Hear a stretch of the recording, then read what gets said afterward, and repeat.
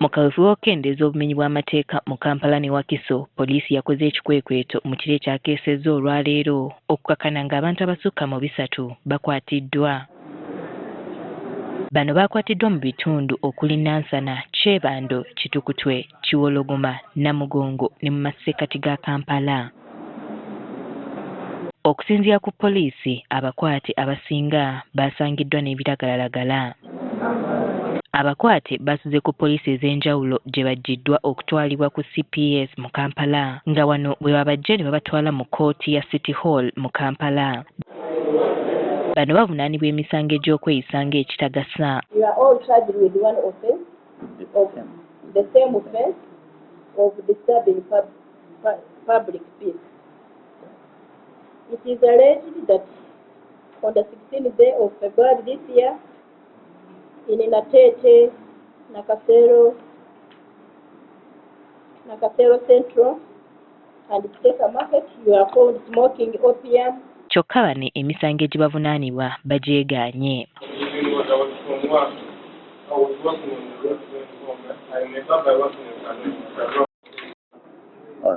All right.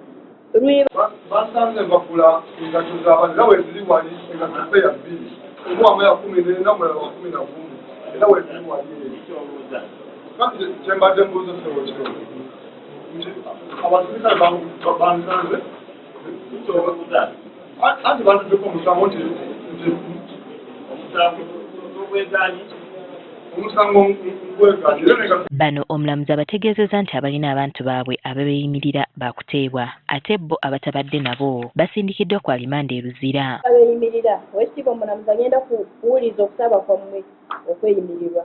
Because you're very many, I will have to handle them after I've handled everyone. Kubanga muli bangi kijja kumwetaagisa okuwuliriza okubakolako ng'amaze kukola ku bantu mwena bali wano.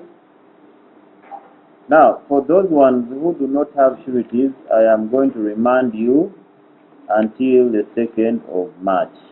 Wabula bo abakulembeze abazze okweyimirira abatuuze baabwe beemulugunyizza ku ngeri poliisi gye yakozeemu ekikwekweto kino nga tebabategeezezzaako ng'abakulembeze. N'olwekyo ensonga teyandibadde mbi kubanga bayinza okugyamu abamenyi b'amateeka.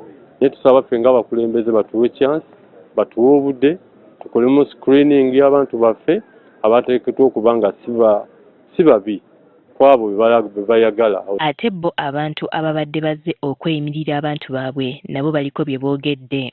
Baba bagenda obbakwata bamala okunoonyerezaako mu bakyeyamaani mu bannaabakyala basobole okumanya ensonga ebakwasizza balyoke babatwale naye babatwala butwazi abaana baffe ne babakwata ne babasiba. Owange yabadde ava kukola. Poliisi egamba nti ebikwekweto bino bya kugenda mu maaso mu bitundu by'eggwanga eby'enjawulo okusobola okumalawo obumenyi bw'amateeka. Winnie Tesana Kayinja, Agafeyo ku Spark TV.